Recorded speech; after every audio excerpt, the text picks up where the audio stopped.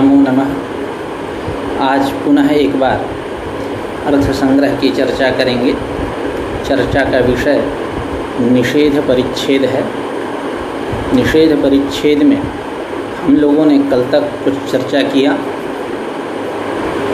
पुनः उस चर्चा को एक गति देते हुए पाठ प्रारंभ करते हैं।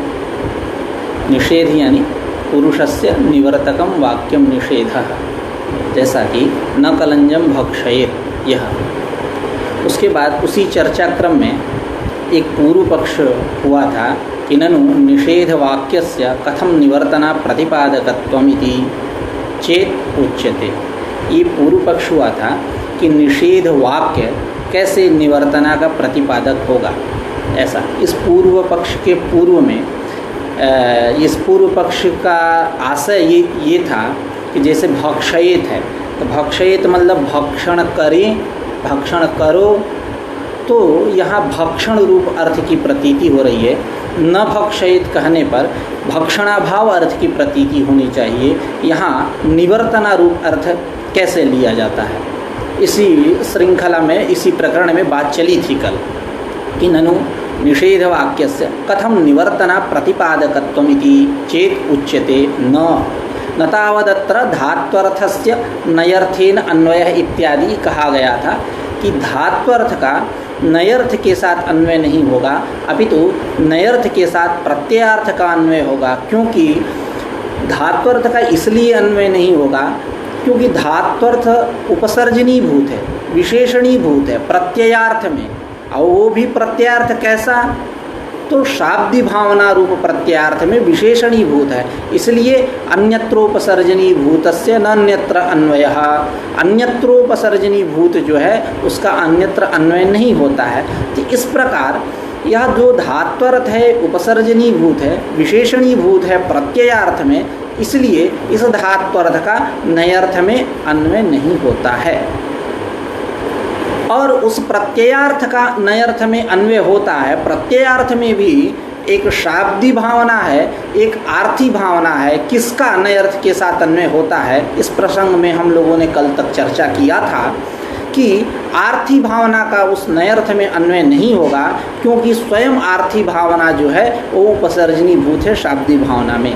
इसलिए शाब्दी भावना बची, इसी शाब्दी भावना का नयर्थ में अन्वय होगा क्योंकि वह शाब्दी भावना जो है सर्वापेक्षया प्रधानत्वात्, सभी के अपेक्षा वो प्रधान है। यानी यूँ कह ले प्रधान है, विशेष है, अर्थात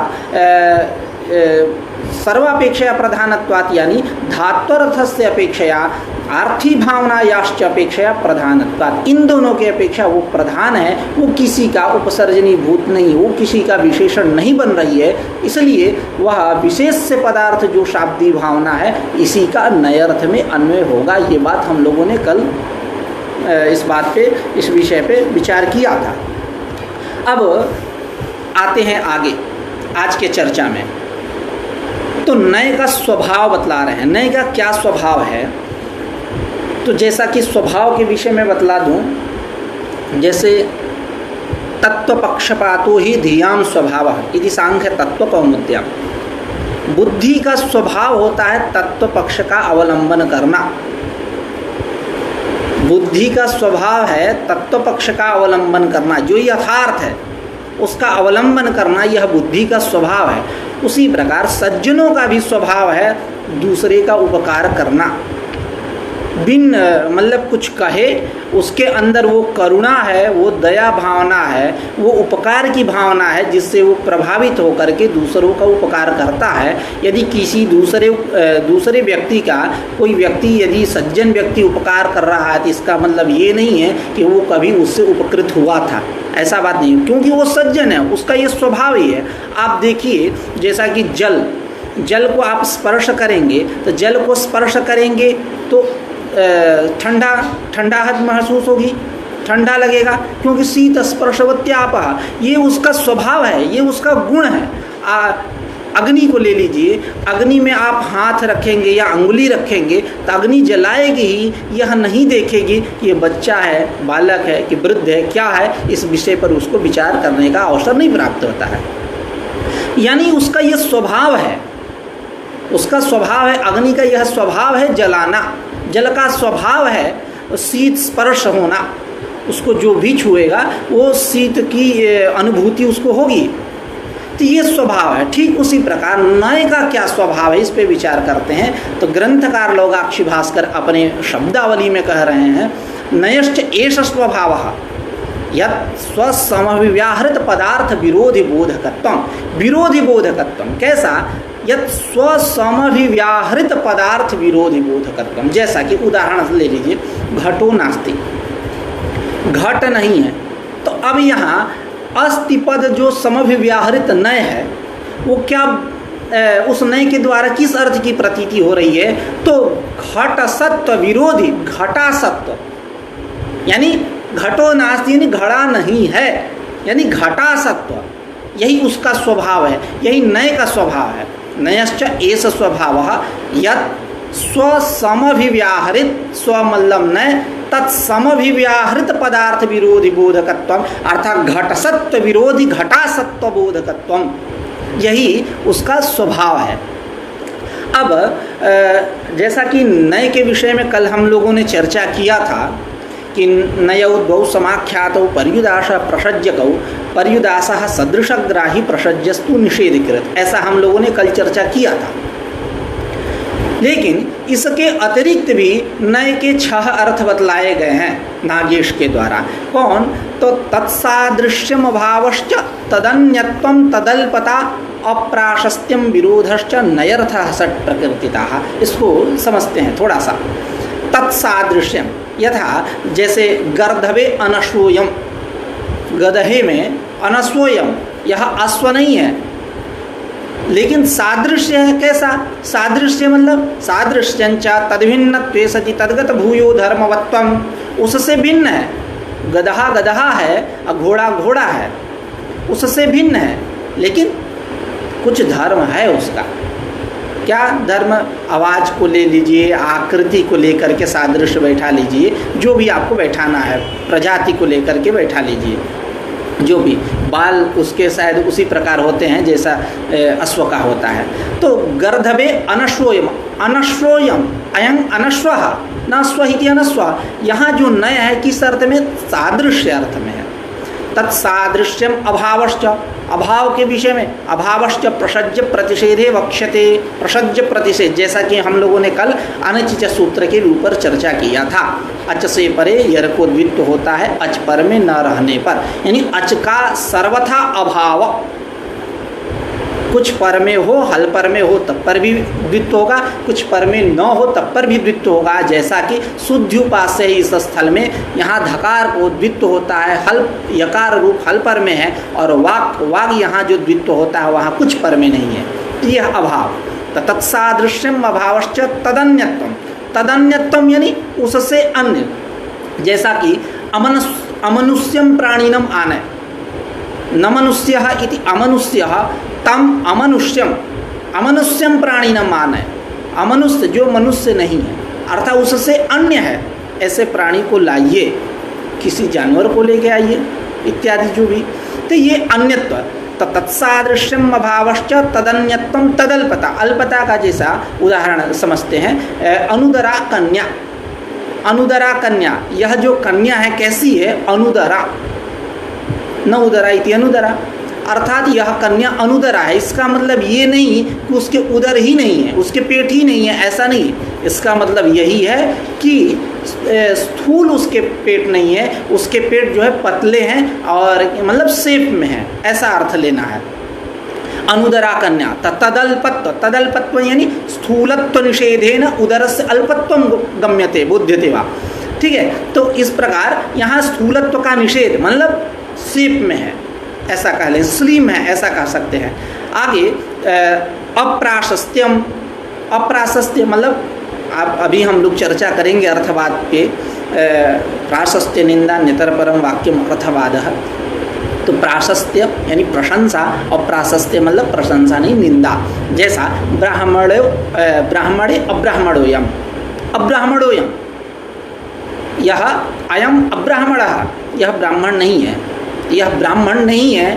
तो अब ब्राह्मण है जातिना, जाति से तो ब्राह्मण है, लेकिन वो क्या कह रहे हैं वहाँ, अब्राह्मणो यह अब्राह्मण है, ब्राह्मण नहीं है, अर्थात उसकी निंदा कर रहे हैं।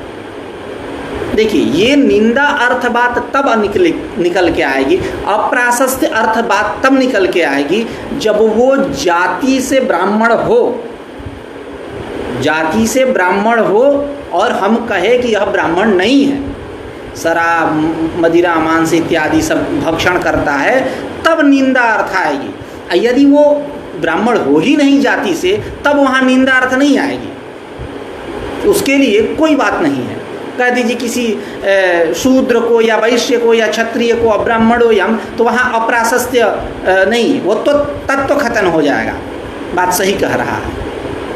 तो ये अप्राशस्त्य रूप अर्थ जो है उस समय आएगा जब वो जात्या ब्राह्मण हो, जात्या ब्राह्मण हो और आचरण से कर्म से वो ब्राह्मणवत व्यवहार न करता हो। ब्राह्मणों का जो कर्म है, यजन याजन अध्ययन अध्यापन दान परिग्रह इत्यादि जो मनुस्मृति इत्यादि ग्रंथों में बतलाए गए हैं, ब्राह्मणों का जो कर्म बतलाए गए हैं, उस कर्म से जो वंचित हो, तो उस कर्म जो विहित कर्म है उन कर्मों से यदि वंचित रहेगा तो शूद्रात् प्रत्यवरो भवेत्, शूद्र से भी नीचे चला जाएगा।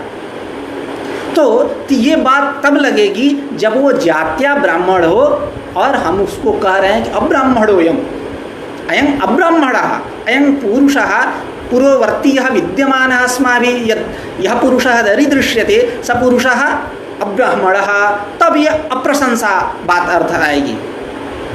ठीक है, तब ब्राह्मणे अब्राह्मणोऽयम् तत्सादृश्यम अभावश्च तदन्यत्वं तदल्पता अप्राशस्त्यम विरोधश्च, विरोध जैसा असुरः, असुरः यानी न सुरः इति असुरः, जो सुर नहीं है, सुर विरुद्ध अर्थात सुर विरुद्ध अर्थात अधर्मः इत्यर्थः, अधर्म धर्म विरुद्ध, तो यह विरोध अर्थ आया। तो इन 6 अर्थों में नय का प्रयोग होता है।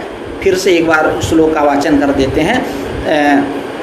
तत्सादृश्यम भावश्च तदन्यत्वं तदल्पता अप्राशस्त्यम विरोधश्च नयर्थः षट् प्रकीर्तिताः। इस प्रकार नय के 6 अर्थ बतलाए गए हैं। तो हम लोग चर्चा कर रहे थे नय के स्वभाव पे। तो नयश्च एष स्वभावः, इसका यह स्वभाव है क्या, यत् स्वसमव्याहृत पदार्थ विरोधी बोधकत्वम। जैसा कि उदाहरण से स्पष्ट होगा, घटो नास्ति, तो यहाँ स्वपद से आपको लेना है नय। तन अस्ति पद समव्याहृत जो नय है वो घटसत्व विरोधी क्या होगा, घटसत्व घट की जो अस्तिता वर्तमानता विद्यता सत्ता आत्मधारणानुकूल व्यापार उसका विरोधी बोधकत्वम अर्थात घटासत्व, इस अर्थ का बोध कराना ही नय का स्वभाव है। ठीक है, तो नयश्च एष स्वभावः यत् स्वसमव्याहृत पदार्थ विरोधी बोधकत्वम, उसी को ग्रंथकार अपने शब्दावली में स्पष्ट कर रहे हैं उदाहरण पुरस्सर। यथा घटो नास्ति इत्यादि अस्ति इति शब्द समव्याहृतो नय घटसत्व विरोधी घटासत्वम गमयति, तदिह लिंग समव्याहृतो नय लिंगर्थ प्रवर्तना विरोधिनीं निवर्तनाम एव बोधयति। जैसा कि न कलंजम भक्षयेत न भक्षयेत, तो यहाँ पे तदिह मतलब इस उदाहरण में कहाँ न कलंजम भक्षयेत, यही निषेध का उदाहरण चल रहा है। तो यहाँ पे लिंग समभिव्याहृतो नय, लिंग से समभिव्याहृत अर्थात पास में सहोच्चरित यूँ कह ले उसके समीप में उपस्थित, तो लिंग समव्याहृत जो नय है, यहाँ समव्याहृत का अर्थ वही लेना है, सहोच्चारण ही लेकर चलेंगे। जैसा कि अभी हम लोगों ने पूर्व में चर्चा किया, समव्याहारो वाक्यम, समव्याहार मतलब सहोच्चारण।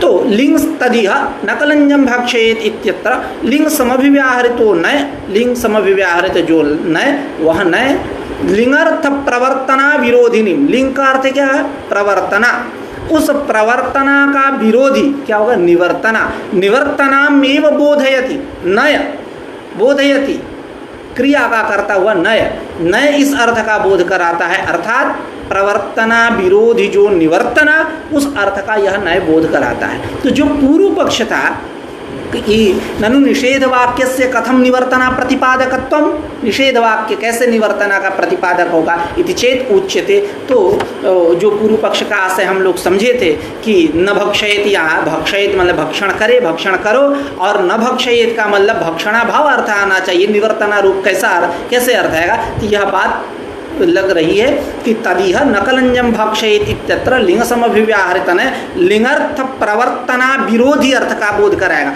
तो लिंगार्थ जो प्रवर्तना उसका विरोधी क्या, निवर्तना है। नहीं तो यदि यह अर्थ आप नहीं लेंगे तो कहाँ कहाँ भक्षणा भाव आप लेंगे। कहीं वहाँ भक्षयेत है तो आपने भक्षणा भाव अर्थ ले लिया, कहीं क्या बोल देंगे अनस्व इत्यादि पद है, चाहे कहीं कुछ अर्थ है तो गौरव होगा, तदभाव तदभाव तदभाव इत्यादि लेंगे तो कितना बुद्धि दौड़ाएंगे आप। गौरव है, इसलिए आप एक सलाई रिंच का काम करिए, एक ऐसा नियम बनाइए सर्वसामान्य बाबा अम्बेडकर जैसा संविधान बना दीजिए जो सब पे लागू हो। खैर उसके विषय में कुछ नहीं बोलना है। तो ऐसा इन्होंने नियम बनाया, लिंग समभिव्याहृत जो नए वह लिंगार्थ प्रवर्तना विरोधी अर्थ को बोध कराएगा। वो लिंगार्थ प्रवर्तना विरोधी भक्षणा भाव न हो करके यहाँ निवर्तना है, इसीलिए एव पद की यही सार्थकता है, निवर्तनाम एव बोधयति, ऐसा प्रतिपादयति ज्ञापयति। तो कह रहे हैं तदीह लिंग समभिव्याहृतो न लिंगार्थ प्रवर्तना विरोधिनी निवर्तनाम एव बोधयति। अब आगे कह रहे हैं इसी क्रम में विधिवाक्य श्रवणे अयम माम प्रवर्तयति इति प्रवर्तना प्रतीतिवत् निषेधवाक्य श्रवणे अयम माम निवर्तयति इति निवृत्त्यनुकूल व्यापार रूप निवर्तनायाः प्रतीते है। जैसा कि विधिवाक्य श्रवणे, विधिवाक्य श्रवण करते हैं, जैसे भाक्षयेत ले लीजिए, यजेत ले लीजिए, पचेत ले लीजिए, जो भी लेना है लेते रहिए। तो विधिवाक्य श्रवणे, विधिवाक्य श्रवण में अयम माम प्रवर्तयति, यह मुझको अमुस्मिन् कर्मणि प्रवर्तयति इति अस्माभिः गृह्यते एतादृशः अर्थः। तो विधिवाक्य श्रवणे अयम माम प्रवर्तयति इति प्रवर्तना प्रतीतिवत्, जिस प्रकार वहाँ प्रवर्तना अर्थ की प्रतीति होती है, ठीक उसी प्रकार निषेध वाक्य श्रवणे, निषेध वाक्य के श्रवण होने पर अयम माम निवर्तयति, यह मुझको उस कर्म से हटा रहा है अर्थात प्रत्यांगमुख कर रहा है। माम निवर्तयति इति निवृत्त्यनुकूल, निवृत्ति के अनुकूल, निवृत्ति का जनक, अनुकूल का अर्थ कहीं कहीं जनक भी होता है। निवृत्त्यनुकूल व्यापार रूप निवर्तनायाः प्रतीते, निवर्तना की ही प्रतीति होगी। तस्मात् निषेध वाक्य स्थले निवर्तनैव वाक्यार्थ, इसलिए निषेध वाक्य स्थल में निवर्तना ही वाक्यार्थ बोध होता है। इस प्रकार न भक्षयेत यहाँ क्या होगा कि कलंज कर्मक भक्षणानुकूल पुरुष प्रवृत्ति जनक प्रवर्तनाम प्रति लिंगार्थ प्रवर्तना विरोधी निवर्तनैव वाक्यार्थ। क्या न कलंजम भक्षयेत वहाँ द्वितीय है, यानी साध्य कर्म कर्तुरीप्सितमम कर्म। तो खैर विचार करते रहिएगा उस पे, कलंज पे, क्योंकि इप्सित है कि नहीं है, इप्सिततम है कि नहीं है, अब इस पे बाद में कभी विचार करेंगे, अभी हम लोग केवल अर्थ करते हैं। तो कलंज कर्मक, कलंज कर्मक भाक्षण, कलंज कर्मक भाक्षणानुकूल पुरुष प्रवृत्ति जनक जो लिंग प्रवर्तना, पुरुष प्रवृत्ति जनक कौन है, प्रवृत्त होगा, प्रवर्तना, उस प्रवर्तना के प्रति लिंगार्थ प्रवर्तना विरोधी जो निवर्तना, यही अर्थ होगा। यहाँ जो भक्षणा भाव लेकर के आप पूर्व पक्ष किए थे वो ठीक नहीं है। फिर से एक बार, नकलंज भक्षयेत, यहाँ कलंज कर्मक भक्षणानुकूल पुरुष प्रवृत्ति प्रवर्तनाम प्रति, प्रवर्तना के प्रति लिंगार्थ प्रवर्तना विरोधी निवर्तनैव वाक्यार्थ बोधा, वाक्यार्थ निवर्तनैव वाक्यार्थ बोध होगा, ऐसा। अब आते हैं एतावता, इसका सार एक बार बता दूं कि इस इतनी चर्चा से यह बात स्पष्ट हुई कि नयर्थ में जब भी अन्वय होगा प्रत्ययार्थ का ही अन्वय होगा, धात्वर्थ का अन्वय नहीं होगा। लेकिन अब जो बात होने वाली है, कह रहे हैं इस प्रसंग में कि जब यदि बाधक बैठा हो तो क्या तब पर भी तुम नयर्थ में प्रत्यार्थ का अन्वय करोगे? तो कह रहे हैं कि नहीं नहीं, उस स्थिति में मैं नयर्थ में प्रत्ययार्थ का अन्वय नहीं करूँगा, अपितु नयर्थ में हम धात्वर्थ का अन्वय करेंगे। तो बात ये होगी कि वो बाधक कौन है, तो दो बाधक, एक तस्य व्रतम यानी तस्य ब्रह्मचारिणः व्रतम, व्रतम यानी कर्तव्यम, व्रत शब्द जो है कर्तव्य अर्थ में रूढ़ है, अभी ग्रंथकार कहेंगे। अब विकल्प प्रशक्ति यह भी एक बाधक है। यह बाधक यानी दो बाधक, इनके रहने पर नयर्थ में प्रत्ययार्थ का अन्वय नहीं होगा, अपितु धात्वर्थ का अन्वय होगा। दो बाधक हो। विकल्प प्रशक्ति का हम शब्द सा अर्थ कर ले रहे हैं, जैसा कि अभी स्वयं ग्रंथकार कहेंगे, इसका भावार्थ यही है कि विकल्प प्रशक्ति यूँ कह ले, विकल्प प्रशक्ति यानी विकल्प प्राप्ति। तो विकल्प प्राप्ति यानी जहाँ शास्त्र प्राप्त का शास्त्र के द्वारा निषेध हो, वहाँ विकल्प प्रशक्ति होती है। शास्त्र प्राप्त का शास्त्र के द्वारा निषेध होने पर, जैसा कि अभी चर्चा करेंगे, यजतीसु ये यजामहम करोति नानुयाजेसु, यागों में ये यजामहम करोति इस मंत्र का पाठ करना चाहिए, अनुयाजों में नहीं करना चाहिए। तो यजतीसु यहाँ सामान्य कथन हुआ, तो जितने प्रयाज अनुयाज सब हैं, सबका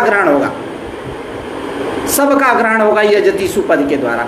तो उसमें भी प्राप्ति हुई, अनुयाजों में भी इस मंत्र के उच्चारण की प्राप्ति हुई, विषयता गई। तो अब वहाँ शास्त्र प्राप्त रहा, नानुयाजेसु के द्वारा हम जो निषेध कर रहे हैं, तो शास्त्र प्राप्त का निषेध कर रहे हैं, इसलिए विकल्प प्रशक्ति है। देखिए, शास्त्र प्राप्त का शास्त्र के द्वारा निषेध करने पर विकल्प प्रशक्ति होती है, लेकिन जो राग प्राप्त होता है, रागतः प्राप्त होता है, उसका हम शास्त्र के द्वारा निषेध करते हैं, तो वहाँ विकल्प प्रशक्ति नहीं होती है। जैसा कि वहाँ बाध होता है, जैसा कि न कलंजम भक्षयित को ही ले लीजिए। तो यहाँ जो कलंज भक्षण कैसे प्राप्त है, शास्त्र कह रहा है नहीं, रागतः प्राप्त है कलंज भक्षण, राग से वहाँ कलंज भक्षण की प्राप्ति हुई, प्राप्ति है। न भक्षयेत न कलंजम भक्षयेत, इस पूरे वाक्य के द्वारा यह हुआ शास्त्र, यह हुआ विधि, इसके द्वारा निषेध कर रहे हैं जो रागतः प्राप्त है, कलंज भक्षण रागतः प्राप्त है, उसका हम निषेध कर रहे हैं शास्त्र का के द्वारा। तो यह शास्त्र प्राप्त का शास्त्र के द्वारा निषेध नहीं है, शास्त्र के द्वारा निषेध है, लेकिन शास्त्र प्राप्त का शास्त्र के द्वारा निषेध नहीं है। जहाँ शास्त्र प्राप्त का शास्त्र के द्वारा निषेध हो, वहाँ विकल्प प्रशक्ति होगी। राग प्राप्त का शास्त्र के द्वारा निषेध होने पर विकल्प प्रशक्ति नहीं होगी, वहाँ होगा बाध होगा। अब आते हैं, अब इनकी शब्दावली में थोड़ी सी चर्चा करते हैं, ये इन तमाम विषयों पे हम लोग चर्चा करेंगे। कह रहे हैं कि यदा तो प्रत्ययार्थस्य तत्र अन्वये बाधकम तदा धात्वर्थस्यैव तत्र अन्वयः। कह रहे हैं कि जब प्रत्ययार्थ का तत्र अन्वय यानी नयर्थ में अन्वय करने पर बाधकम स्यादिति अध्याहारः कर लीजिए।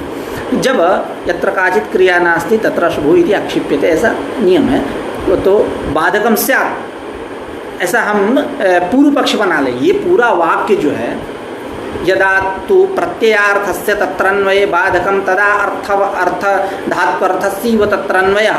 अब इसी में हम पूर्व पक्ष भी बना देंगे, यदा तदा करके वहीं स्यात् पद को जोड़ करके एक रूपरेखा बना देंगे। उसके बाद हम सिद्धांत बोलेंगे तदा धात्वर्थस्यैव तत्रन्वयः, यानी यदा प्रत्ययार्थस्य तत्र नयर्थे अन्वये बाधकम स्यात् तदा धात्वर्थस्यैव तत्र अन्वयः। जब प्रत्ययार्थ का नयर्थ में अन्वय करने पर बाधक हो, कोई ना कोई बाधक हो, तो वहाँ धात्वर्थ का ही प्रत्ययार्थ में अन्वय, धात्वर्थ का ही नयर्थ में अन्वय करना चाहिए। तच्च बाधकम द्विविधम, यह जो बाधक है वो दो प्रकार का है। कौन कौन? तो तस्य व्रतम और विकल्प प्रशक्ति। शब्द से हम लोगों ने चर्चा किया, विकल्प प्रशक्ति का क्या परिभाषा है, क्या लक्षण है, किसे कहते हैं, और तस्य व्रतम की क्या अर्थ है, क्या स्वरूप है, क्या लक्षण है, इसके विषय में हम लोग चर्चा किए। अब आते उदाहरण पे, तत्र, तो उसी को कह रहे हैं तच्च बाधकम द्विविधम तस्य व्रतम इति उपक्रमः विकल्प प्रशक्ति। तस्य व्रतम इति उपक्रमः, उपक्रम उपक्रमोपसंहार होता है, ये षड्विधि लिंग है। क्या है कि जैसा कि श्रवण किसे कहते हैं, तो आचार्यों ने श्रवण का परिभाषा किया कि श्रवणम नाम षड्विधिलिंगैहि अशेष वेदांतानां अद्वितीये वस्तुनि तात्पर्यावधारणम। यही श्रवण किसे कहते हैं, षड्विधिलिंग। षड्विधिलिंग कौन, उपक्रमोपसंहार। एक उपक्रमोपसंहार अलग अलग नहीं है, उपक्रम अलग उपसंहार अलग, ऐसा नहीं। उपक्रमोपसंहार अभ्यास, अपूर्वता, फल, अर्थवाद और उपपत्ति, ये षड्विधि लिंग। तो श्रवणम नाम षड्विधि लिंग ही अशेष वेदांतानाम, अशेष वेदांतानाम, निखिल वेदांतानाम, वेदांत वाक्यानाम अद्वितीय वस्तुनि ब्रह्मणि अद्वये तात्पर्यावधारणम। यही है श्रवण। जितने हैं सबका ये उपक्रमादि के बल से उस अद्वितीय वस्तु ब्रह्म जो है, वेदांत प्रतिपाद्य जो है, उसमें तात्पर्य है। यह श्रवण की भूमिका है। ये उपक्रमादि के द्वारा हम तात्पर्य का निर्णय करते हैं। श्रवणम नाम षड्विधिलिंगैहि अशेष वेदांतानां अद्वितीय वस्तुनि तात्पर्यावधारणम।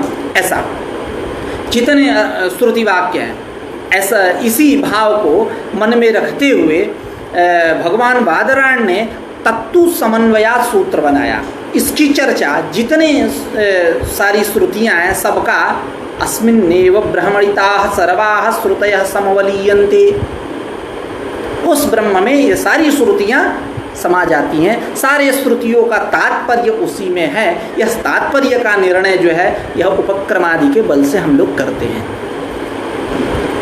और जैसा कि परिभाषाकार भी कहते हैं,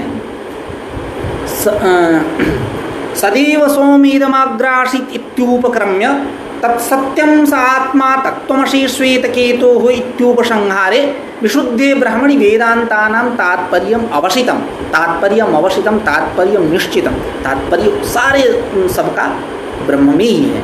इतना ही नहीं, आगे वही परिभाषाकार आगे कहेंगे, विषय परिच्छेद में जब चर्चा करते हैं परिभाषा के, तो कहते हैं कि जो ये सृष्टि प्रतिपादक श्रुतियाँ हैं, तस्मात् वा ये तस्मात् आत्मनः आकाशः सम्भूतः इत्यादि जो सृष्टि प्रतिपादक श्रुतियाँ हैं, इन सब का भी ब्रह्म में तात्पर्य है।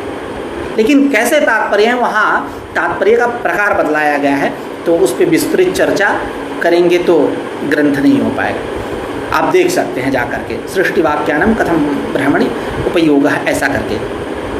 तो वहाँ से वही उपक्रम, उसी उपक्रम की यहाँ चर्चा हो रही है। उपक्रम यानी शाब्दिक अर्थ कह ले आरंभ। तो ब्रह्मचारी के क्या कर्तव्य हैं, तो तस्य व्रतम, तस्य यानी ब्रह्मचारिणः व्रतम, ब्रह्मचारी का व्रत, ब्रह्मचारी का कर्तव्य। इत्युपक्रम्य, इति मतलब इनका उपक्रमा, तस्य व्रतम ये है कि उपक्रम आरंभ। तो ये तच्च बाधकम द्विविधम, यह जो बाधक जो है, जैसा कि उपक्रमोपसंहार पे ये भी कहा गया कि छांदोग्योपनिषदः षष्ठाध्याये, छांदोग्योपनिषदः षष्ठाध्याये अद्वितीय वस्तुनि अशेष वेदांतानां अद्वितीय वस्तुनि तात्पर्यावधारणम, ऐसा करके वहाँ एक जगह लिखते हैं कि छांदोग्योपनिषदः षष्ठाध्याये एकमेवाद्वितीयम प्रकरण प्रतिपाद्यस्य अद्वितीय वस्तुनः, प्रकरण प्रतिपाद्यस्य अद्वितीय वस्तुनः एकमेवाद्वितीयम इत्यादौ ऐतदात्मविदं सर्वम इत्यन्ते च प्रतिपादनम। तो वहाँ ये क्या है, एकमेवाद्वितीयम से उपक्रम किए, ऐतदात्मविदं सर्वम जगत, इससे क्या हुआ, उपसंहार कर दिए। तो ये उपक्रम उपसंहार, वही उपक्रम का यहाँ अर्थ लेना है, आरंभ उपक्रम। तो कह रहे हैं कि तच्च बाधकम द्विविधम, यह जो बाधक है दो प्रकार का है। कौन, एक विकल्प प्रसक्ति, तस्य व्रतम इति उपक्रमः, और विकल्प प्रसक्ति, जिसमें तत्र आद्यम, पहला क्या है, तस्य व्रतम, उसको समझा रहे हैं। नेक्षेत उद्यंतम आदित्यम नास्तम यंतम कदाचन, यानी उगते हुए सूर्य को न देखो। ब्रह्मचारी का कर्तव्य क्या हुआ कि उगते हुए सूर्य और अस्त होते हुए सूर्य का दर्शन न करे, ये ब्रह्मचारी का कर्तव्य है। नेक्षेत उद्यंतम आदित्यम नास्तम यंतम कदाचने, उगते हुए और अस्त होते हुए सूर्य को न देखे, ये ब्रह्मचारी का कर्तव्य है। अब यहाँ क्या करते हैं, थोड़ी सी चर्चा करते हैं। जैसा नेक्षेत, ईक्ष धातु है, यानी ईक्षण संकल्प, ईक्षण संकल्प, उसके साथ नए का अन्वय होने पर क्या अर्थ होता है, ईक्षण संकल्पाभाव, यानी अनीक्षण संकल्प। अप्रत्ययार्थ नेक्षेत में, नेक्षेत उद्यंतम आदित्यम नास्तम यंतम कदाचन, यहाँ प्रत्यय भी है, तो प्रत्यय का अर्थ क्या होगा कि प्रवर्तना, लिंग है तो प्रवर्तना, और उसको हम ले जा करके नए के साथ जोड़ देंगे, नए अर्थ में हम प्रत्ययार्थ का अन्वय करेंगे, नए अर्थ में उस प्रवर्तना का अन्वय करेंगे तो अर्थ क्या आएगा, निवर्तना। यह जो निवर्तना रूप अर्थ आएगा यह कर्तव्य नहीं हो सकता, इसीलिए कह रहे हैं कि यह कर्तव्य हो ही नहीं सकता। इसीलिए नयर्थ में प्रत्ययार्थ का अन्वय न होकर के धात्वर्थ का अन्वय होता है। तब धात्वर्थ का नयर्थ में अन्वय करेंगे तो अर्थ क्या होगा, ईक्षण संकल्पाभाव, यानी अनीक्षण संकल्प। वह अनीक्षण संकल्प क्या है, कर्तव्य है। अभी इसी बात को ग्रंथकार अपने शब्दावली में कहेंगे कि तत्र आद्यम तस्य व्रतम इति उपक्रमः नेक्षेत उद्यन्तम आदित्यम इत्यादौ तस्य व्रतम इति उपक्रम्य एतद वाक्य पाठात्, तस्य व्रतम इसका उपक्रम करके एतद वाक्य पाठात्, यही नेक्षेत उद्यन्तम आदित्यम नास्तम यंतम कदाचन एतद वाक्य पाठात्। तथा च अत्र पर्युदासाश्रयणम, यहाँ नेक्षेत में पर्युदास का आश्रयण किया गया है। तथा ही इसी बात को स्पष्ट करते हुए ग्रंथकार कह रहे हैं कि व्रत शब्द से कर्तव्यार्थे रूढ़त्वात्, व्रत शब्द जो है यह कर्तव्य अर्थ में रूढ़ है, रूढ़ होने से तस्य व्रतम इत्यत्र, तस्य व्रतम यानी ब्रह्मचारिणः व्रतम, ब्रह्मचारिणः कर्तव्यम इत्यत्र स्नातक व्रतानां, ब्रह्मचारी व्रतानां कर्तव्यत्वेन उपक्रमात्, ब्रह्मचारी के जो व्रत हैं, यानी व्रत मतलब वही कर्तव्य, तो कह रहे हैं तस्य ब्रह्मचारिणः व्रतम इत्यत्र स्नातक व्रतानां, जो स्नातक व्रत हैं ब्रह्मचारी के व्रत हैं, कर्तव्यत्वेन उपक्रमात्, उनका कर्तव्यत्वेन उपक्रम किया गया। किम तत्कर्तव्यम इत्याकांक्षायाम, उनका कर्तव्य क्या है, ऐसी आकांक्षा होने पर है कि नेक्षेत उद्यंतम आदित्यम नास्तम यंतम कदाचन, यही उनका कर्तव्य है कि उगते हुए सूर्य और अस्त होते हुए सूर्य को न देखें। नेक्षेत उद्यंतम इत्यादि ना कर्तव्यार्थ एवं प्रतिपादनीय, यहाँ कर्तव्यार्थ ही प्रतिपादन करना है, अन्य अर्थ नहीं करना है। अन्यथा पूर्वोत्तर वाक्ययोः एक वाक्यत्वं न स्यात्, यदि हम उस प्रत्यय नयर्थ में प्रत्ययार्थ को ले जा करके हम अन्वय कर दें तो निवर्तना रूप अर्थ आएगा। प्रवर्तन कर्तव्यार्थ जो निवर्तन है वहाँ कर्तव्यार्थ कैसा बोध होगा, हो ही नहीं पाएगा।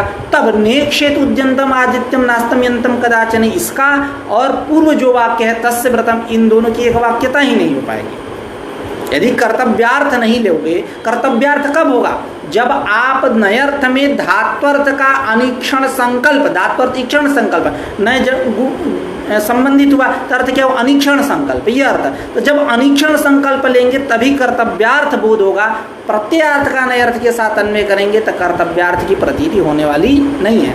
अन्यथा कर्तव्यार्थ का आप स्वीकार अवलंबन नहीं करोगे तो पूर्वोत्तर वाक्ययोः एक वाक्यत्वं न स्यात्, पूर्व और उत्तर वाक्य कौन है, तस्य व्रतम और नेक्षेत उद्यंतम आदित्यम नास्तम यंतम कदाचने इत्यादि, इन दोनों वाक्यों में एक वाक्यता नहीं हो पाएगी।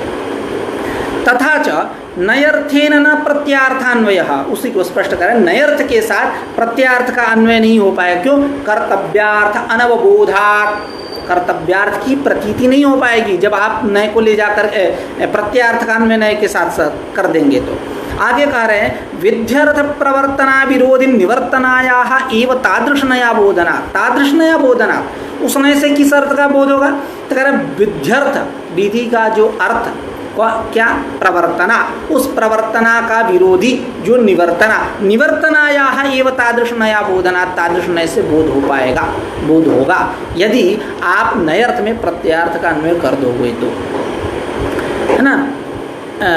हाँ, तस्याश्च कर्तव्यत्वाभावात् कर्तव्यार्थत्वाभावात् तस्याश्च निवर्तनायाः, अब वह जो निवर्तना है उसमें कर्तव्यत्व नहीं है, इसलिए तस्मात् नेक्षेत इत्यत्र नया धात्वर्थ विरोधी अनीक्षण संकल्प एव लक्षणया प्रतिपाद्यते।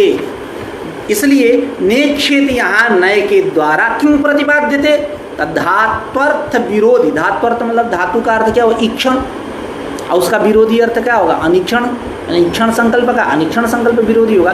तस्मात् नेक्षेत इत्यत्र इत्यस्मिन् स्थले नया नया किं प्रतिपाद्यते? तो कह धात्वर्थ विरोधी अनिक्षण संकल्प एवं धात्वर्थ विरोधी जो अनिक्षण संकल्प है, यह अनिक्षण संकल्प ही लक्षणया प्रतिपाद्यते। लक्षणया अनुपपत्त्या, क्या अनुपपत्ति है? कर्तव्यार्थ हमें नहीं मिल रहा है, कर्तव्यार्थ अनुपपत्त्या, यह लक्षणया लक्षणा के द्वारा प्रतिपादित होगा। क्या? धात्वर्थ विरोधी अनिक्षण संकल्प ही निक्षेप यहाँ नय के द्वारा प्रतिपादित किया जाएगा। उसी को कह रहे हैं ग्रंथकार तस्मात् निक्षेप इत्यत्र नया धात्वर्थ विरोधी अनिक्षण संकल्प एव लक्षणया प्रतिपाद्यते। तस्य कर्तव्यत्व संभवात्, तस्य अनिक्षण संकल्पस्य, वह अनिक्षण संकल्प में क्या है? कर्तव्यत्व है, निवर्तना में कर्तव्य नहीं है। इसका अर्थ क्या होगा? नेक्षेत उद्यंतम आदित्यम, तो कह रहे आदित्य विषयक अनिक्षण संकल्पेन भावयति इति वाक्यार्थ। क्या अर्थ होगा? आदित्य विषयक अनिक्षण संकल्प से भावना करें, यह अर्थ होगा। अनिक्षण संकल्प अर्थ कब आया? क्योंकि हमें कर्तव्यार्थ लेना है, तो कर्तव्यार्थ की प्रतीति तभी होगी, कर्तव्यार्थ बोध तभी होगा जब हम नयर्थ के साथ धात्वर्थ का अन्वय करेंगे। तो प्रत्ययार्थ का अन्वय कर देंगे तो कर्तव्यार्थ नहीं आएगा, निवर्तनारूप अर्थ आएगा। तो इसका अर्थ हुआ आदित्य विषयक अनिक्षण संकल्पेन भावयति, आदित्य विषयक अनिक्षण संकल्प से भावना करी थी वाक्यार्थ।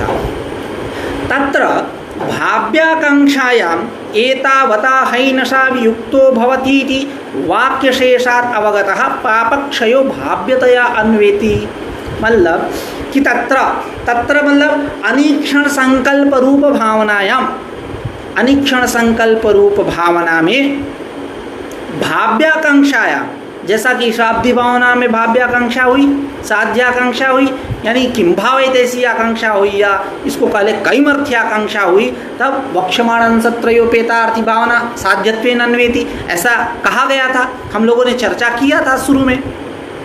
ठीक उसी प्रकार तत्र अनिक्षण संकल्प भावनायाम, अनिक्षण संकल्प भावना में भाव्याकांक्षायाम, जब भाव्याकांक्षा होगी, साध्याकांक्षा होगी, साध्य क्या है? तो साध्यत्वेन कौन अन्वित होगा? पापक्षय। पापक्षय यानी पाप का नाश। कैसे? वाक्य से एतावता हैनसा वियुक्तो भवति, हैनसा वियुक्तो भवति मतलब निश्चित ही वह पाप से मुक्त हो जाता है, निश्चित ही वह पाप से मुक्त हो जाता है।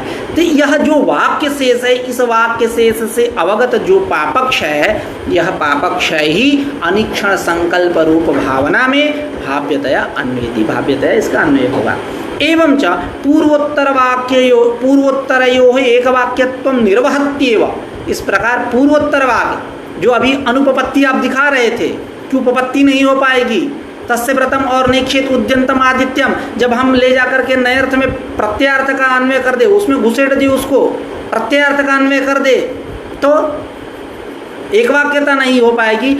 यह जो आपने कहा, अब यहाँ क्या सिद्ध हुआ कि नहीं, नयर्थ में प्रत्यार्थ का अन्वय न होकर के धात्वर्थ का अन्वय होगा। तो जब धात्वर्थ का अन्वय होगा तब तो आएगा ना यह अर्थ, एक वाक्यता होगी, कोई दिक्कत नहीं होगी। उसी का करें एवं च पूर्वोत्तरयोः एक वाक्यत्व निर्वहत्येव, पूर्वोत्तरयोः द्वयोः वाक्ययोः, इन दोनों वाक्यों के मध्य में, किन दोनों वाक्यों के मध्य में? तस्य व्रतम और नेक्षेत उद्यंतम आदित्यम नास्तम यंतम कदाचन, इन दोनों वाक्यों के मध्य में एक वाक्यता होगी ही होगी।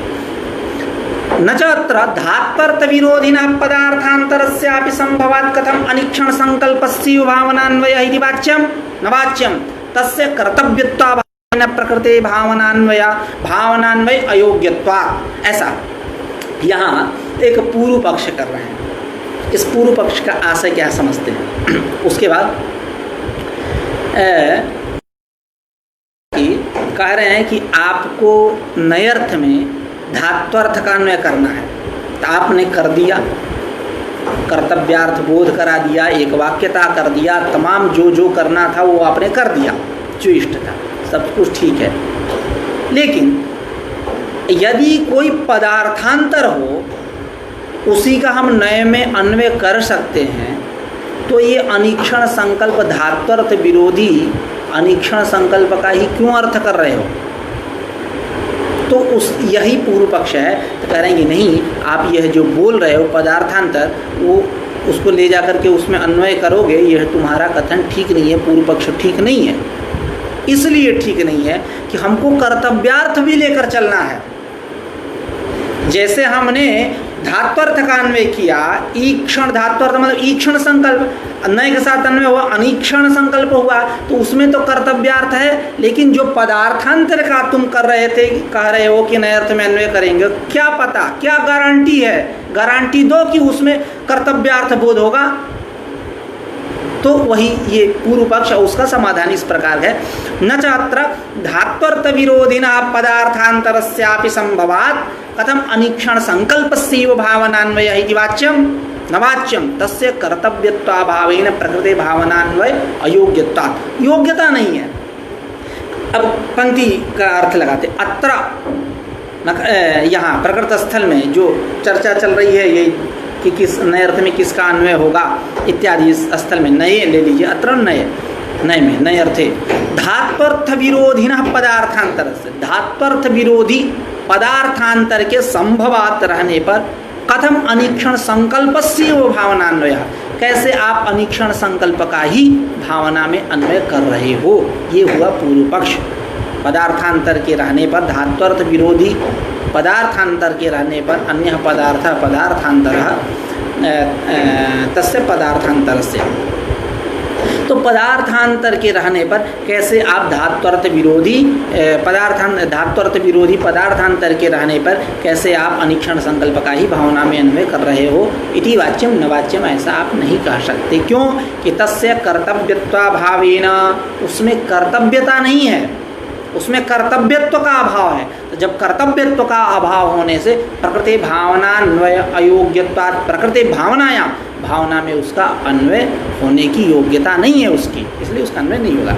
अब आते हैं दूसरे पॉइंट पे। अब ये पहला बाधक रहा, यानी यह इसका सार यूं कह लें कि नयर्थ में प्रत्ययार्थ का ही अन्वय होगा, शाब्दी भावना रूप प्रत्यार्थ का ही अन्वय होगा, लेकिन जब बाधक हो वहाँ धात्वर्थ का अन्वय हम करते हैं, ऐसा नए अर्थ में। अब आते हैं ये तस्य व्रतम, ये जो पहला बाधक रहा। अब दूसरे बाधक पे आते हैं। दूसरा बाधक है विकल्प प्रशक्ति।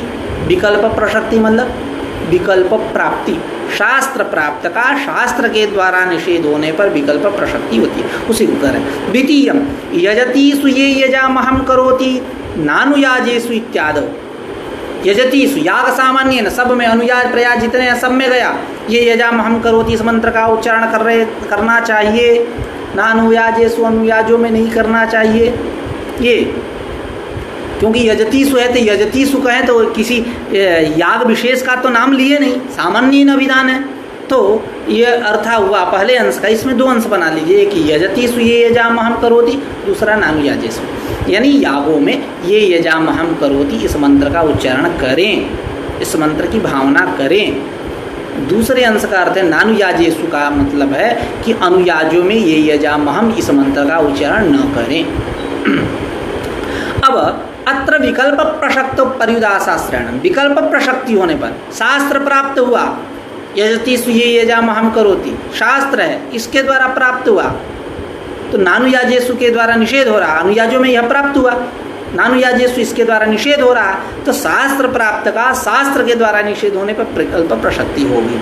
अत्र विकल्प प्रशक्तौ, अत्र मतलब यजतीसु ये यजामहं करोति नानुयाजेषु इत्यस्मिन् स्थले विकल्प प्रशक्ति होने पर पर्युदासाश्रयण है। अब क्या है पर्युदासाश्रयण, क्या बात है यहाँ, तो उसको तथा ही पद के द्वारा ग्रंथकार अपने भाषा में कह रहे हैं।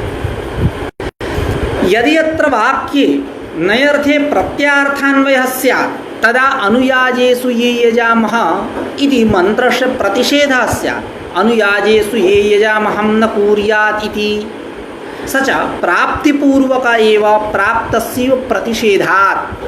कह रहे हैं कि यदि अत्र वाक्ये नयर्थे प्रत्यार्थान्वयः, मतलब इस स्थल में यजति स्वी यजामहं करोति नानु याजेषु इस वाक्य में नयर्थ में प्रत्यार्थान्वय, प्रत्यार्थ का अन्वय करें, प्रत्यार्थान्वय स्यात्, प्रत्यार्थ देखिए यहाँ स्यात्, तो वो पैटर्न जो हम लोगों ने कहा यदि बाधकम स्यात् तो बना लेंगे ऐसा। तो यदि अत्र वाक्य यानी यजति स्वी यजामहं करोति इति एवं भूते वाक्य नयर्थे प्रत्ययार्थ अन्वय स्यात्, प्रत्यार्थ का अन्वय करोगे, नयर्थ में प्रत्यार्थ का अन्वय करोगे तब तदा नानुयाजेषु ये यजामह इति मंत्र से प्रतिषेध स्यात्, तब अनुयाजों में ये यजामह इस मंत्र का आपको प्रतिषेध करना होगा। यानी अनुयाजेषु ये यजामहं न कुर्यात् इति, यानी अनुयाजों में ये यजामह इस मंत्र का पाठ न करें। और इस प्रकार सच प्राप्ति पूर्वक एवं सच प्रतिषेध, यह जो प्रतिषेध है कैसा होगा? प्राप्ति पूर्वक, क्योंकि प्राप्तो सत्यम निषेध, प्राप्ति होने पर ही तो निषेध होगा। जैसा कि घर है, कमरा है, कोई आ रहा है तो हम उसको निषेध कर दिए, मत आओ, तो नहीं आएगा। अब कोई आ ही नहीं रहा है कमरे में तो हम बैठ के यहाँ चुपचाप कहेंगे मत आओ मत आओ मत आओ मत आओ, ऐसा थोड़े बोलेंगे। क्यों कि प्राप्ति होने पर ही निषेध होता है, उसकी प्रवृत्ति हुई तब न निवृत्ति होगी। तो वह कह रहे हैं कि सच प्रतिषेध है, यह जो प्रतिषेध है कैसा है? प्राप्ति पूर्वक ही, प्राप्ति पूर्वक ही है, अर्थात प्राप्तस्य प्रतिषेधात्, यानी प्राप्त जो है उसका ही प्रतिषेध होता है, यानी पहले आपको प्राप्ति करानी पड़ेगी। प्राप्तिश्च, प्राप्ति कैसे होगी? यजति सुये यजामहं करोति इति शास्त्रादेव वाच्या, इस शास्त्र से ही आपको प्राप्ति करानी पड़ेगी, प्राप्ति करानी चाहिए। तत्र प्रतिषेधे विकल्प एव, तब जब प्राप्ति हो गई तत्र प्रतिषेधे अनुयाजेषु, तत्र ही अनुयाजेषु प्रतिषेधे, वहाँ प्रतिषेध होने पर विकल्प ही होगा। शास्त्र प्राप्त का शास्त्र के द्वारा निषेध होने पर, प्रतिषेध होने पर विकल्प ही होगा, न तो बाध नहीं होगा। क्योंकि शुरू में हम लोगों ने चर्चा किया कि बाध वहीं होगा जहाँ रागतः प्राप्त हो। शास्त्र प्राप्त का शास्त्र के द्वारा प्रतिषेध होने पर विकल्प प्रसक्ति ही होगी, वहाँ बाध नहीं होगा। शास्त्र का शास्त्र के द्वारा निषेध होने पर प्रतिषेध होगा, विकल्प प्रसक्ति ही होगी, बाध नहीं होगा। उसी को कह रहे हैं न तो बाधा प्राप्ति मूल रागस्य इव शास्त्र प्राप्तस्य तन्मूल शास्त्रस्य शास्त्रांतरेण बाधा योगा, बाध नहीं हो सकता। करें प्राप्ति मूल रागस्य, जैसा कि मैंने कहा नकलंजम भक्षेत, तो यहाँ जो भक्षण है ये रागतः प्राप्त है, उसका निषेध हो रहा है। नकलंजम भक्षेत इसके द्वारा, तो इसके द्वारा निषेध हो रहा है, यानी रागतः प्राप्त का शास्त्र के द्वारा निषेध हो रहा है, तो ये बाध पदार्थ है, बाध है। यहाँ प्रतिषेध विकल्प प्रसक्ति नहीं है। शास्त्र प्राप्त का शास्त्र का जिसके द्वारा निषेध हो तब बात बने। यहाँ तो रागतः प्राप्त है, नकलंजम भक्षेत इत्यादि में। तो कह रहे हैं प्राप्ति मूल रागस्य इव, प्राप्ति का जो मूल आश्रय जो राग उसके समान शास्त्र प्राप्तस्य यजति स्वीय यजामहं करोति एवं भूतस्य शास्त्र प्राप्तस्य तन्मूल शास्त्रस्य प्राप्ति मूल शास्त्रस्य शास्त्रांतरेण नानुयाजेषु इति एवं भूतेन शास्त्रांतरेण बाधा योगात्, बाध अयोगात्, बाध नहीं हो सकता। शास्त्र प्राप्त का शास्त्र के द्वारा निषेध नहीं होगा। इसलिए वो पद की यही भूमिका है कि जो आप उसके समान, जो नकलंजम भक्षेत के समान यहाँ स्थिति नहीं है, वहाँ बाध होता है। क्योंकि रागतः प्राप्त है, शास्त्र के द्वारा निषेध होता है, तो इसलिए वहाँ बाध है। यहाँ शास्त्र प्राप्त है, शास्त्र के द्वारा निषेध हो रहा है, इसलिए यहाँ बाध पदार्थ नहीं है, बाध हो कुछ नहीं, यहाँ विकल्प प्रसक्ति हो। यही कह रहे प्राप्ति मूल राग के समान, जिसके प्राप्ति का मूल राग हो उसके समान शास्त्र प्राप्त का तन्मूल शास्त्र से प्राप्ति मूल शास्त्र का शास्त्रांतर के द्वारा बाधा योगा बाध नहीं कर सकते, अर्थात विकल्प प्रसक्ति हो। अब कह रहे कि न च पदे जुहोतीति विशेष शास्त्रेण आहवनीये जुहोतीति शास्त्रस्यैव नानुयाजेषु इत्यनेन यजति स्वीये यजामहं करोति इत्यस्य बाधः स्यात् इति वाच्यम न वाच्यम। एक नई मुसीबत खड़ा कर रहे हैं। क्या कह रहे हैं कि एक पदे जुहोती, मतलब पदे जुहोती का मतलब गाय का जो सप्तम खुर उसमें हवन करो, या उसमें हवन करें, हवन की भावना करें, होम की भावना करें। और आहवनीय जुहोती, जैसा कि एक दिन पूर्व में चर्चा हुई थी, 3 प्रकार की अग्नि है, दाक्षिणाग्नि, गार्हपत्याग्नि और आहवनीयाग्नि। दाक्षिणाग्नि जो है सर्वमूल है, सबका मूल है, जितनी अग्नियाँ हैं सब में वो मूल है। और गार्हपत्याग्नि वो है जो गृहस्थ के घर में जलती है, चूल्हा चक्की इत्यादि। और आहवनीय अग्नि वह है जिसमें होम होता है। इनका नामकरण जो है प्रयोग और स्थान के कारण होता है। और इनकी यह भी आख्या है, यह भी संज्ञा है, यह भी उपाधि है कि ये जो दाक्षिणाग्नि है इसकी पिता की संज्ञा है, गार्हपत्याग्नि जो है इसकी पुत्र की संज्ञा है, और आहवनीयाग्नि जो है यह पौत्र की संज्ञा को प्राप्त करती है। तो आहवनीय जो होती और उधर पदे जो होती, तो पदे जो होती आहवनीय जो होती, तो पदे जो होती जो है यह विशेष शास्त्र है, और आहवनीय जो होती क्या हुआ, सामान्य शास्त्र। अब उसका विशेष शास्त्र वो है, यह सामान्य शास्त्र है। क्या बात है, क्योंकि प्रकरण यह जो पदे जो होती जो है यह प्रकरण प्राप्त जो होम, उस होम मात्र को उद्देश्य करके होता है। और आहवनीय जो होती जो है यह अनारभ्याधीत जो होम सामान्योद्देश्यन है। जैसा कि अभी इसमें कह रहे हैं टीकाकार, प्राकरणिक होम विशेष मात्रोद्देश्येन पद विधायकत्वात् अस्य विशेष शास्त्रत्वम्। यानी प्राकरणिक होम, प्रकरण प्राप्त जो होम, उस होम विशेष मात्र को उद्देश्य करके पद विधायकत्वात्, पद विधायक जो शास्त्र है अस्य विशेष शास्त्रत्वम्, इसमें विशेष शास्त्रत्व है।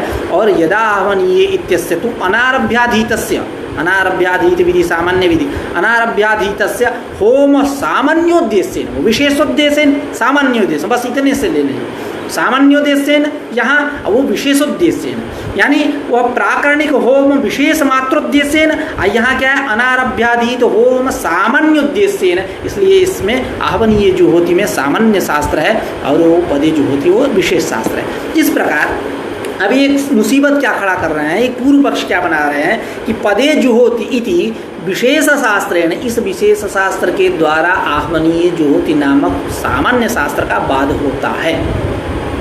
ठीक उसी प्रकार आप नानुयाजेसु के द्वारा आप यजतीसु ये यजाम हम करोति, इसका बाध करो, इसका आप बाध करो। तो कह रहे हैं कि नहीं, ऐसा नहीं है, बाध है वो तो नहीं होगा, क्योंकि परस्पर निरपेक्ष। अभी समाधान देंगे, पहले पंक्ति पढ़ते हैं। नचा, नच को हटाते हैं, वाच्यम के साथ अन्वय करेंगे। पदे जुहोति इति विशेष शास्त्रेण आहवनीय जुहोति इति शास्त्रस्य इव, इव शास्त्र के समान, जैसे यहाँ वाद्यवादक भाव हुआ, शास्त्रस्य इव नानुयाजेषु इत्यनेन, इस अंश के द्वारा यजतीसु ये यजामहं करोति इत्यस्य बाधस्य, इसका बाध हो नवाच्यम, यदि वाच्यम नवाच्यम, तो आप ऐसा नहीं कह सकते। क्यों कि परस्पर निरपेक्षयोः एव शास्त्रयोः बाध्यबाधक भावात्, परस्पर निरपेक्षता जहाँ रहेगी वहीं बाध्यबाधक भाव होगा, परस्पर सापेक्ष स्थल में बाध्यबाधक भाव नहीं होगा। पदे जो होती और आहवनीय जो होती में कोई अपेक्षता नहीं है, कोई ये क्या है, परस्पर निरपेक्ष है, कोई अपेक्षा नहीं है। और यहाँ नानुयाजेसु, नानुयाजेसु मतलब निषेध, अनुयाजों में नहीं उच्चारण करना चाहिए, तो किसका उच्चारण नहीं करना चाहिए, बोलना पड़ेगा ना। यजतीसु ये यजामहं करोति, उसकी अपेक्षा किया। जैसे नेदम रजतम, रजत का निषेध कर रहा, नेदम रजतम यानी यह रजत नहीं है, तो अब उसको इयम शुक्ति ही, इयम शुक्ति ही अर्थात नेदम रजतम, यह शुक्ति है नेदम रजत, किसका निषेध कर रहे हो, तो रजत का तो निषेध करोगे, रजत का निषेध कर रहे हो।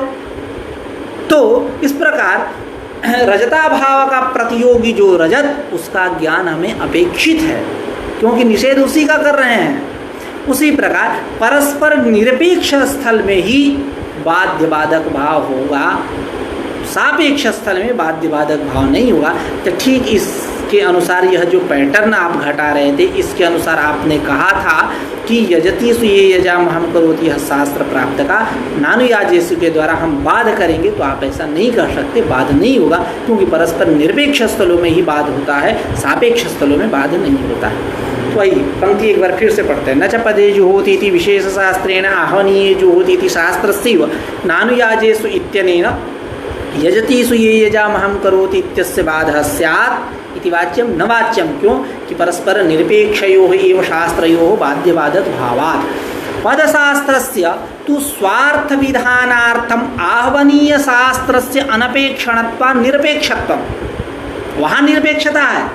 क्योंकि जो पदशास्त्र है, पदे जो होती, यह जो पदशास्त्र है, इस पदशास्त्र को स्वार्थ विधानार्थम, अपने अर्थ को विधान करने के लिए, अर्थ बोध कराने के लिए, आह्वनीय शास्त्र से अनपेक्षणत्व, आह्वनीय शास्त्र की इसको अपेक्षा नहीं है, इस प्रकार निरपेक्षता है। प्रकृते तो प्रकृत स्थल में निषेध शास्त्र से निषेध प्रशक्त्यर्थम निनानुयाजेषु, यह निषेध शास्त्र है निषेध की प्रशक्ति के लिए, निषेध के चरितार्थ के लिए, है ना।